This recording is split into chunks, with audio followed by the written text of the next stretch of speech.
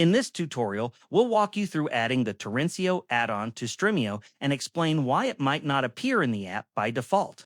Let's get started. Why Torrentio might be missing from Stremio. If you can't find Torrentio in Stremio, it's likely because the add-on isn't pre-installed or you're using an older version of the app. Torrentio must be added manually to access its streaming sources. Follow these steps to install it. Install or update Stremio. Open a browser and go to stremio.com. Download the latest version of Stremio for your device Windows, Mac, Android, etc. and install it. Launch the app once installed.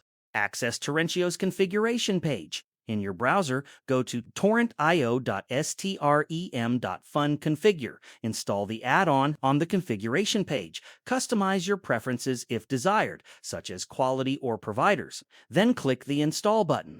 Open in Stremio. You'll be prompted to open the link in Stremio. Choose Open Stremio or stremio.exe on Windows if asked. Confirm installation. Once confirmed, Torrentio will be added to your Stremio dashboard. You can find it under Add-ons in the Stremio menu. That's it. You've now manually installed the Torrentio add-on in just a few simple steps. Happy streaming!